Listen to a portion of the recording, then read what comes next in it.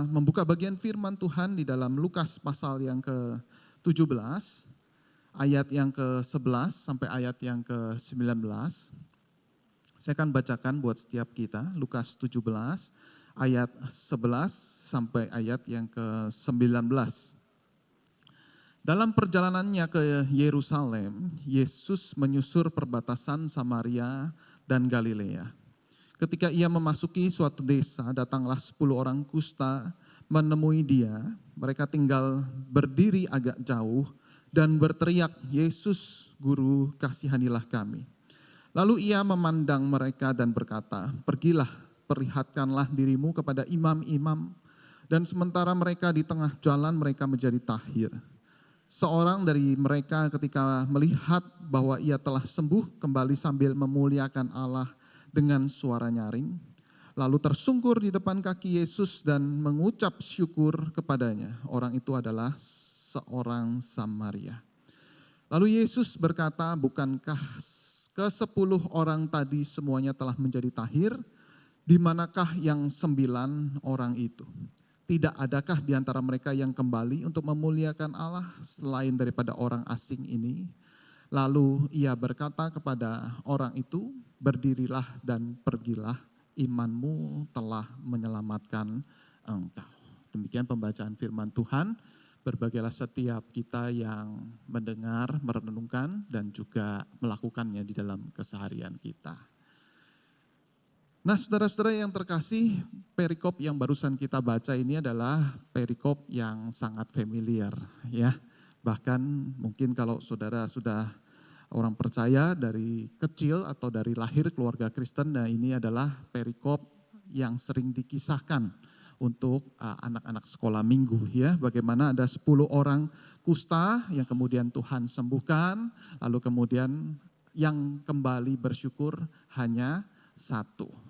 Nah, oleh sebab itu mari kita kembali untuk melihat bagian firman Tuhan ini sehingga kita boleh memperoleh kebenaran yang lebih dalam, saudara, sehingga kita boleh mengerti apa yang Tuhan maksudkan di dalam perikop ini, seperti apa ungkapan syukur daripada seorang yang kembali datang kepada Yesus tersebut.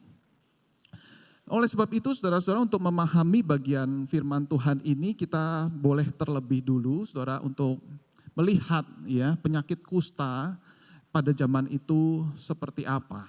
Sehingga kita boleh memahami secara lebih menyeluruh, saudara-saudara. Sebab penyakit kusta di zaman ini sepertinya kurang relevan begitu ya.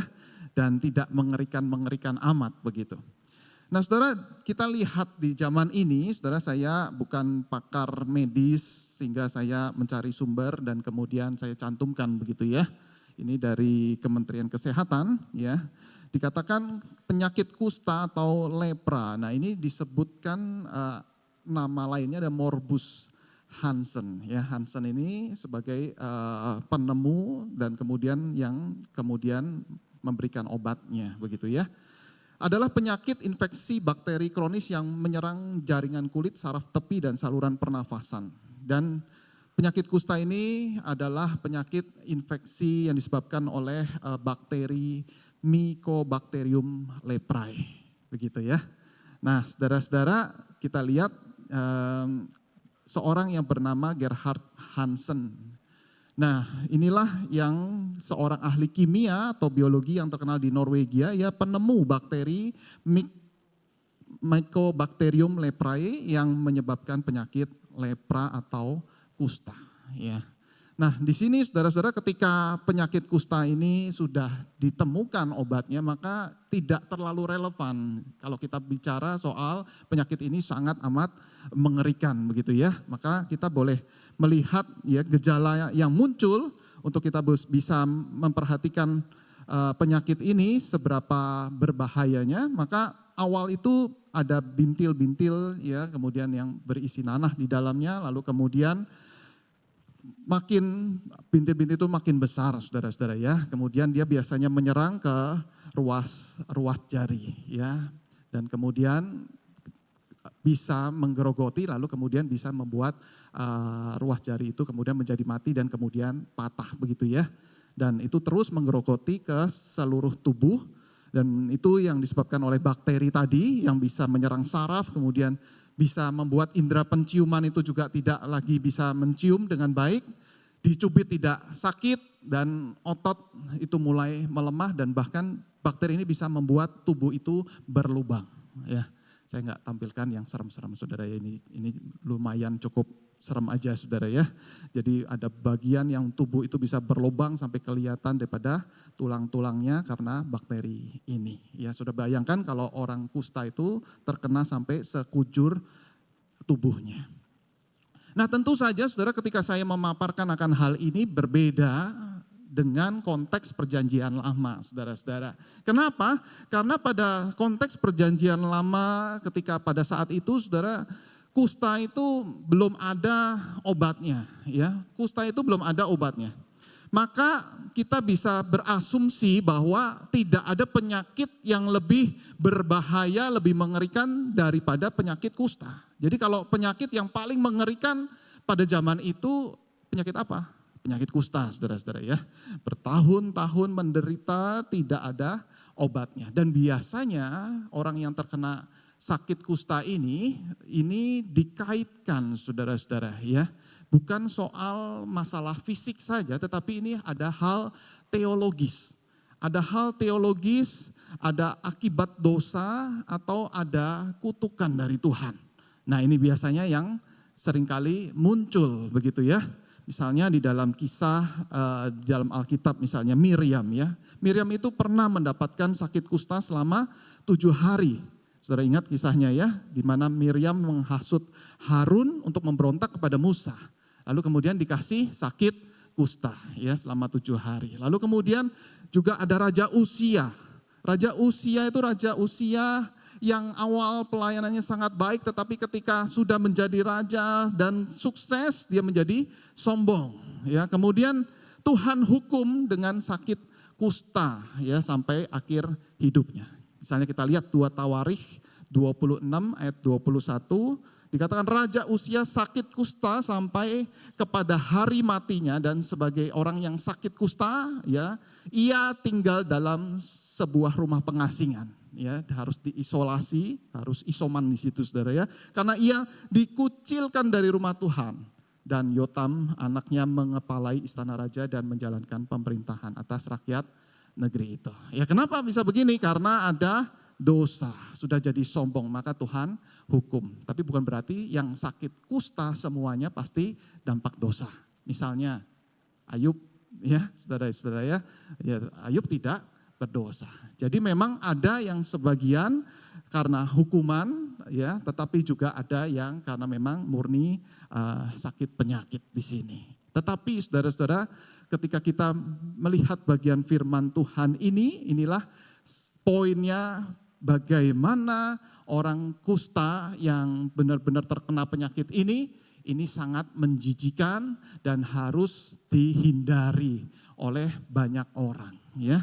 Jadi mau dihukum Tuhan atau tidak dihukum Tuhan, pokoknya orang yang terkena sakit kusta ini orang yang dianggap najis, saudara. Orang yang dianggap najis, orang yang harus dihindari ya. Jadi sehingga ketika pada saat itu konteks pada firman Tuhan ditulis ya, bagaimana orang sakit kusta itu harus punya seragam khusus untuk menunjukkan oh ini memang benar-benar sakit kusta. Ya kira-kira seragamnya apa saudara? Ya, bukan warna orange atau merah sama-sama, tidak saudara. Tetapi pakaian compang-camping. Ya, pakaian compang-camping. Kita lihat Imamat 13 ayat 45. Dikatakan orang yang sakit kusta harus berpakaian yang cabik-cabik, rambutnya terurai, dan lagi ia harus menutupi mukanya sambil berseru, najis, najis ya. Jadi orang langsung tahu bahwa ini orang sakit kusta ya, rambutnya harus diurai, itu maksudnya diacak-acak begitu ya. Dan kemudian dia harus teriak najis, najis ya. Nah saudara-saudara, orang yang seperti ini tentu tidak boleh sembarangan berkeliaran dan tidak boleh sembarangan masuk ke sebuah kota. Nah oleh sebab itu mereka yang dianggap najis orang sakit kusta ini, mereka harus tinggal di perbatasan. Nah kalau kita lihat bagian firman Tuhan tadi, Yesus menghampiri mereka yang tinggal di perbatasan antara Galilea dan Samaria. Nah itu sebabnya saudara-saudara, orang yang sakit kusta nggak boleh masuk ke dalam kota, nggak boleh.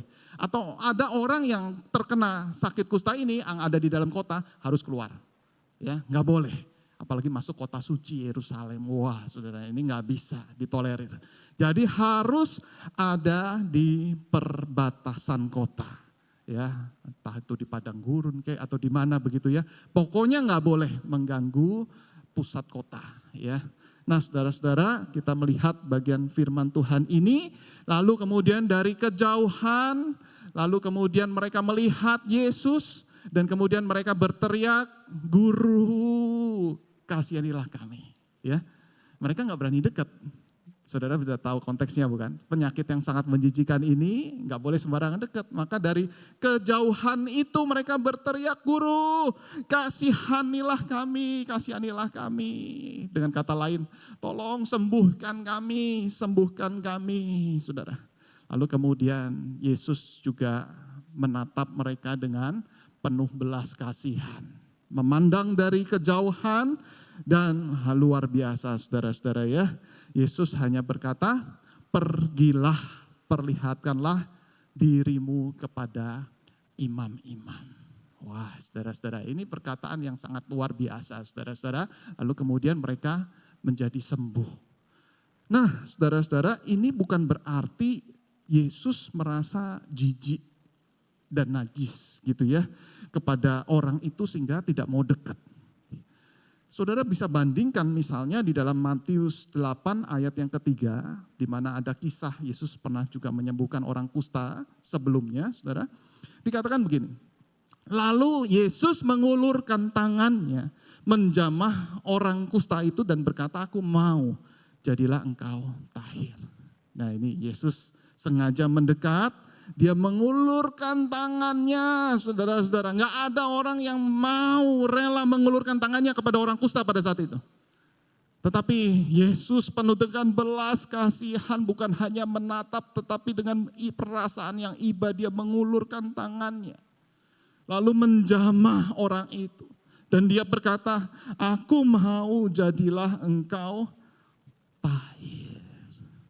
Saudara, kita tahu Tuhan kita Allah yang penuh dengan belas kasihan, tidak membeda-bedakan orang. Terhadap orang si A dia mau jamah, terhadap orang B dia nggak mau jamah, tidak seperti itu. Saudara, pasti Tuhan juga mau jamah orang itu. Tetapi pertanyaannya, kenapa di dalam bagian ini Tuhan tidak jamah? Yesus hanya melihat dari kejauhan dan dia berkata, "Pergi kepada imam-imam itu." Wah ini saudara yang perlu kita akan pikirkan bersama. Dan kemudian saudara kalau kita melihat dan kita punya respect yang sangat besar kepada Yesus, kita bisa berkata, wah Yesus ilmunya luar biasa, bukan hanya sekedar jamah bukan, tetapi tanpa jamah pun juga bisa. Ya ini luar biasa, ilmunya banyak sekali, nggak perlu jamah, tanpa jamah pun langsung berkata seperti itu, langsung menjadi tahir. Ya. Nah ini dikisahkan saudara, ketika mereka di tengah jalan, mereka menuju ke imam-imam itu saudara-saudara, lalu mereka tanpa sadar ngelihat, loh ini tangan sudah hilang beberapa ruas, kemudian muncul kembali tangan saya yang tadinya udah nggak bisa jalan, kaki-kakinya sudah mulai tergerogoti bakteri itu saudara-saudara, lalu kemudian kembali seperti biasa. Loh sekarang aku sudah mulai bisa berdiri, aku sudah mulai bisa berjalan, sekarang tangan-tanganku sudah kembali normal, badan-badan yang tadinya sudah mulai berlobang kembali seperti biasa, saudara-saudara. Wah saya juga puji Tuhan. Dan kemudian mereka sangat antusias, sangat gembira saudara. Untuk kemana? Mereka kembali ke sinagog menemui imam yang mereka harapkan bisa memberikan hasil PCR negatif. Ya, nah ini saudara-saudara, kenapa penting untuk pergi ke tempat imam? Karena setelah pergi ke tempat imam langsung dinyatakan tahir.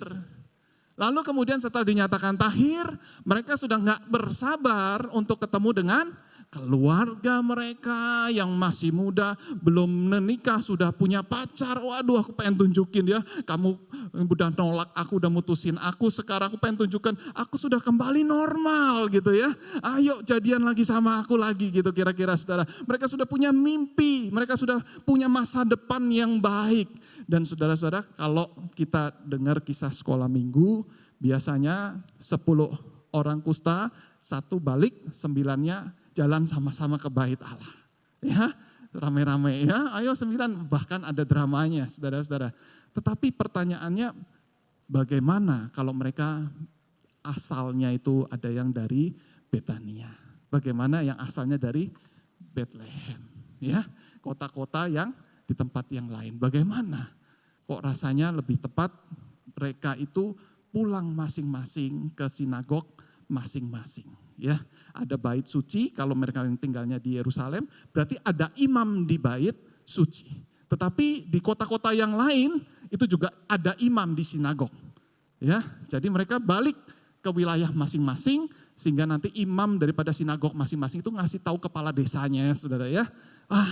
Si A ini sudah tahir. Jadi masyarakat di sekitar itu tahu, oh iya ya, jadi saya udah boleh bergaul lagi sama orang itu. Boleh gitu kira-kira saudara ya. Jadi mereka masing-masing kembali ke sinagog mereka masing-masing ya. Jadi saudara-saudara, kita melihat bagaimana antusias mereka. Mereka sudah tidak sabar lagi saudara untuk melanjutkan kehidupan mereka. Mereka nggak sabar lagi saudara untuk memikirkan masa depan yang baik. Tetapi ada satu di antara mereka. Setelah mereka orang ini melihat tanganku sudah kembali. Kakiku sudah kembali, aku sudah sehat. Dia juga pengen menuju ke imam dan sinagognya di Samaria itu. Tetapi saudara-saudara, orang ini teringat kepada Yesus. Dia kemudian kembali. Dia kemudian kembali mencari Yesus. Saudara-saudara, kembali cari Yesus ini bukan perjalanan yang singkat, saudara bisa menempuh perjalanan bahkan 1 hari lebih untuk mencari. Dan belum tentu Yesus ada di tempat yang sama, bukan? Bisa jadi Yesus bisa menuju ke tempat yang lain atau kembali ke tempat sebelumnya. Bisa jadi seperti itu, tetapi si orang kusta yang sudah sembuh ini, dia cari Yesus, lalu kembali dikatakan di ayat 15. Seorang dari mereka ketika melihat bahwa ia telah sembuh kembali sambil memuliakan Allah dengan suara nyaring, lalu tersungkur di depan kaki Yesus dan mengucapkan syukur kepadanya. Ini bukan hanya sekedar kembali saudara ya, tetapi dari sikap tubuhnya. Sampai dia benar-benar bersyukur. Terima kasih Yesus, terima kasih. Kau telah menyembuhkan untuk sakit penyakit kusta ini. Terima kasih. Oh, sangat luar biasa saudara-saudara. Bagaimana perasaan syukur yang meluap, yang dinaikkan oleh satu orang kusta ini. Oleh karena itu saudara-saudara, pertanyaannya adalah kira-kira faktor apa yang membuat satu orang kusta itu lebih mudah mengucap syukur ketimbang 9 yang lain. Nah ini yang kita perlu pikirkan bersama. Kenapa satu orang kusta ini dia lebih mengucap syukur. Tetapi yang 9 itu tidak. Dan dia hanya mengikuti perintah Yesus. Tetapi ada satu yang mengucap syukur, yaitu satu orang kusta ini. Nah saudara, jawabannya adalah di Lukas 17 ayat 16b. Saudara, dikatakan orang itu adalah orang Samaria. Nah ini penting sekali saudara. Bahkan Yesus ngomong, mana yang lain tidak kembali seperti orang asing ini. Nah orang asing ini orang Samaria. Ini menjadi clue saudara. Kenapa si orang Samaria ini kemudian mengucap syukur. Nah saudara-saudara, ternyata di dalam sejarah antara bangsa Yahudi dan Samaria, itu mereka punya sejarah yang panjang. Sehingga ada konflik satu dengan yang lain, sehingga mereka saling bermusuhan. Saudara. Bahkan bermusuhannya itu sangat sengit sekali. Dan di dalam benak mereka tidak ada kamus untuk saling membantu, saling tolong menolong, gak ada. Nah kita lihat misalnya Yohanes 4 ayat yang ke-9.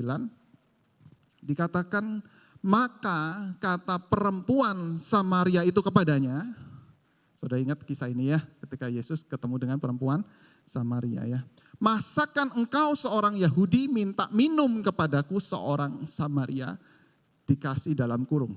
Sebab orang Yahudi tidak bergaul dengan orang Samaria. Nah ini sampai dikasih dalam kurung sama penulis Injil Yohanes. Saudara, ini artinya apa? Artinya penulis Injil Yohanes itu menunjukkan kitab atau Injil Yohanes ini kepada non-Yahudi. Nah sehingga orang non-Yahudi itu maksudnya kenapa ya? Kok ada kalimat seperti ini? Nah, dikasih dalam kurung. Oh, ini loh story-nya nih. Ya, orang Yahudi tidak bergaul dengan orang Samaria. Nah kita langsung, oh ternyata ini ya maksudnya daripada kalimat daripada masakan engkau seorang Yahudi minta minum kepadaku. Ya bagi kita minta minum ya udah biasa dan minta minum, kok sentimen banget sih, kok sensi banget sih. Tetapi sebab orang Yahudi tidak bergaul dengan orang Samaria. Nah saudara-saudara, setelah Raja Salomo meninggal, ya bangsa Israel pecah menjadi dua, kerajaan utara dan kerajaan selatan. Kerajaan utara, ya ibu kotanya Samaria. Kerajaan selatan Yerusalem. Ya kita tahu, lalu kemudian bangsa Israel utara dihabisi Asyur, yang selatan dihabisi sama Babilonia. Lalu kemudian sebagian mereka ditawan ke tempat pembuangan ya ke bangsa Babel. Nah di utara ini saudara-saudara, di bagian utara ketika mereka dihabisi sama Asyur, nah mereka kemudian kawin mengawin dengan bangsa lain yang utara ya. Yang sisanya yang tidak dibuang itu mereka kawin mengawin sehingga saudara-saudara identitas mereka itu kemudian tidak jelas. Jadi saudara-saudara ketika kita melihat dalam perjanjian baru, maka seringkali yang muncul adalah suku Yehuda, suku Benyamin, dan suku Lewi. Nah itu rata-rata selatan. Ya, tetapi misalnya suku Ruben, Simeon, saudara pernah lihat di perjanjian baru ini suku Ruben, ini suku Simeon gitu. Enggak ada. Kenapa? Karena udah bubar semua saudara-saudara identitas mereka. Mereka kawin mengawin dengan bangsa lain. Gitu. Nah, hasil kawin mengawin dari bangsa Israel dengan bangsa lain ini, inilah yang disebut dengan bangsa Samaria. Saudara bisa memahami akan kondisi ini. Nah kemudian yang dari pembuangan, ini orang-orang Israel yang orang-orang Yehuda yang asli, totok saudara ya. Wah ini orang totok dan kemudian pulang gitu kan. Langsung melihat mereka, loh kamu sudah, darahmu sudah kotor dengan bangsa lain. Nah tetap ya, ini next. Jadi saudara-saudara ketika kemudian di zaman Yesus, maka bangsa ini memang saudara tidak berselisih lagi, tidak berperang lagi karena di bawah penjajahan Romawi. Dikendalikan oleh pemerintah Romawi, tetapi saudara-saudara yang bangsa murni daripada Yahudi yaitu kisaran di Yudea, Bethlehem dan seterusnya itu ya, Yerusalem. Tetapi ada orang tetap ya bangsa Samaria itu tetap ada di situ. Nah sehingga mereka itu tidak boleh ke Yerusalem, nggak boleh. Ya, karena mereka itu sudah bukan keturunan Abraham yang asli lagi. Sehingga mereka punya tempat ibadah sendiri, mereka punya kitab suci sendiri dari kitab Kejadian, Keluaran, Imamat, Bilangan, Ulangan, kitab Musa mereka akui. Tetapi yang dari perjanjian lama semua mereka nggak akui. Dan kemudian mereka punya tempat peribadahan sendiri, punya bait suci sendiri di Gunung Gerizim. Ya, jadi masing-masing. Oke, masing-masing ya. Kamu jangan ke wilayahku, aku tidak ke wilayah kamu. Kita lihat misalnya Yohanes 4 ayat 21, kelanjutan dari kisah wanita Samaria tadi. Kata Yesus kepadanya, percayalah kepadaku, hai perempuan, saatnya akan tiba bahwa kamu akan menyembah Bapa, bukan di gunung ini. Maksudnya apa? Gunung Gerizim tadi. Dan juga bukan di Yerusalem. Maksudnya apa? Bait suci. Ya. Jadi saudara-saudara, mereka itu benar-benar ya keras satu dengan yang lain, permusuhan yang begitu sengit, dan kemudian Yesus menyembuhkan orang Samaria yang sakit kusta ini. Nah, kira-kira saudara, dalam benak saudara, kalau saudara jadi orang Samaria, saudara bisa memahami kenapa orang Samaria itu balik. Kira-kira alasannya apa, saudara? Orang Samaria itu ngerasa benar-benar tidak layak mendapatkan kesembuhan daripada Yesus. Yang pertama nggak layak, karena kusta itu pada konteks pada zaman itu nggak ada yang bisa sembuhkan kecuali Allah. Tidak ada yang bisa sembuhkan, mau tabib-tabib yang hebat sekalipun kalau bukan utusan Allah tidak mungkin bisa sembuhkan penyakit ini. Penyakit yang lain masih bisa. Dia nggak layak, wah ini berarti Yesus utusan Allah. Yesus utusan Allah berarti dia bisa sembuhkan. Lalu kemudian saudara, ternyata utusan Allah ini adalah orang Yahudi. Utusan Allah ini orang Yahudi yang selama ini dia mungkin sangat benci dan dia merasa dibenci juga sama orang-orang Yahudi. Dan mungkin dia nggak layak mendapatkan kesembuhan ini karena apa? Karena betul-betul dalam hal berkat, berkat orang Samaria sama orang Yahudi itu lain. Orang Yahudi berkatnya jauh lebih banyak karena ini sudah kawin campur dengan bangsa lain. Ya, berkatnya lebih berkurang. Tetapi kok aku bisa dapat berkat sedemikian besar, aku bersyukur sekali. Aku bukan orang Yahudi, tidak mendapatkan hak waris kerajaan sorga seperti orang Yahudi asli. Nah di sini saudara-saudara kita melihat bagaimana Yesus, kalau dilihat dari sisi Yesus. Yesus gak wajib menyembuhkan orang Samaria ini. Reputasi Yesus itu bisa rusak. Kenapa? Loh, ada imam-imam, ada orang-orang Farisi, dia lihat, wow ternyata Yesus melanggar.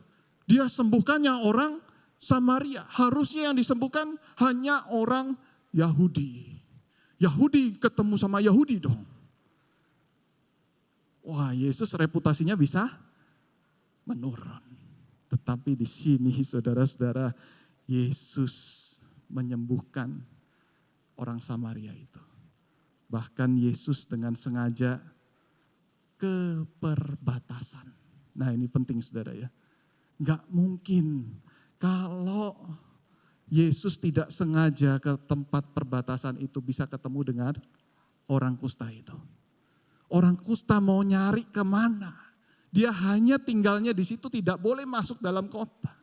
Tabib-tabib yang hebat-hebat, yang top ada di pusat kota. Tetapi Yesus yang mencari orang kusta dan orang Samaria itu. Dia ngerasa berkatnya double portion.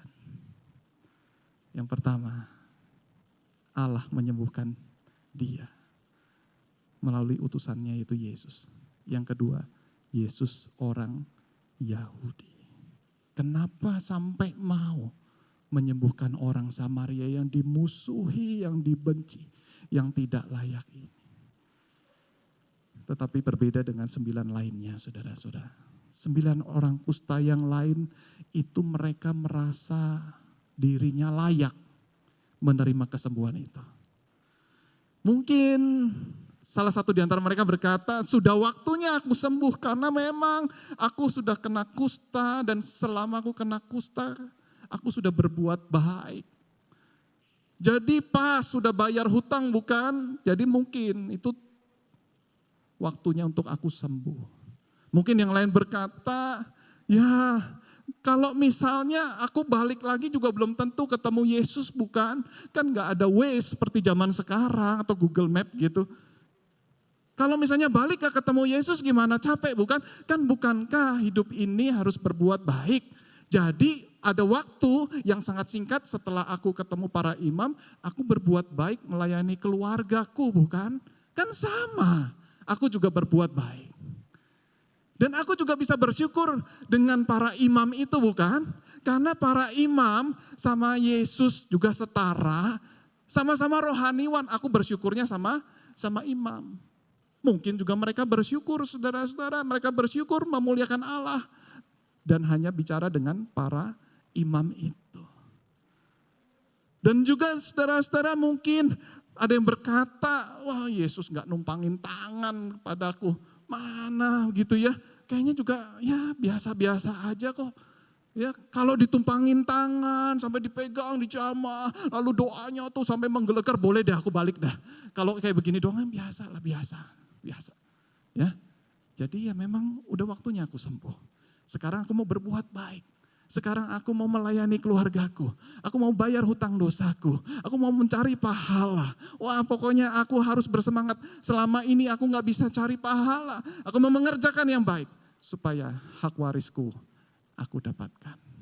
Wah saudara-saudara, kita lihat mana yang layak dan mana merasa yang tidak layak. 9 orang ini merasa layak terima kesembuhan. Jadi dia tidak kembali kepada Yesus.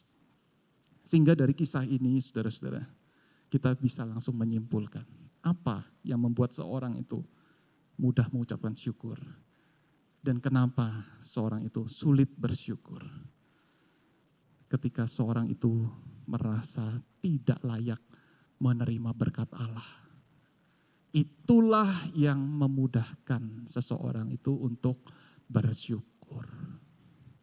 Ketika kita merasa layak, maka kita tidak mudah untuk bersyukur. Saudara, hari ini apakah hati kita ini mudah bersyukur? Sehingga dalam firman Tuhan itu dikatakan untuk bersukacita senantiasa, selalu bersyukur saudara-saudara dalam segala keadaan. Apakah kita mudah untuk mengucapkan syukur kita? Saudara, kalau kita perhatikan misalnya dari sikap tubuh orang kusta tadi, saudara-saudara, ketika dia memohon, mungkin dia mulai dengan dengkulnya, dengan lututnya, dia memohon, Guru kasihanilah kami, mungkin susah berjalan. Tetapi ketika dia disembuhkan, dia kembali, kemudian dia tersungkur, juga kembali kepada dengkulnya untuk bersyukur. Nah ini kebalik saudara ya, dengan orang-orang yang dulu berkata, saya mulai dari dengkul. Tapi sekarang semua berkat Tuhan ini, wah saudara ya, lalu mulai membusungkan dadanya. Dulu mulai dengkul, sekarang membusungkan dada. Tetapi si kusta ini, dia mulai dengan lutut, tetapi kembali kepada lutut. Ini semua karena kemurahan Tuhan. Ini semua karena anugerah Tuhan. Tanpa Tuhan yang bermurah hati memberikan anugerah, aku tidak mungkin bisa mendapatkan kesembuhan ini. Nah kita bersyukur karena kekristenan itu selalu berkata hidup adalah anugerah. Semuanya saudara-saudara adalah anugerah. Mengenai keselamatan kita tidak mungkin bisa mencapai keselamatan itu karena keselamatan itu adalah anugerah.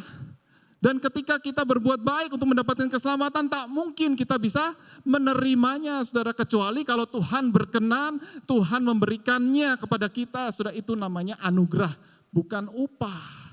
Upah kita layak mendapatkannya, tetapi anugerah kita tidak layak mendapatkannya.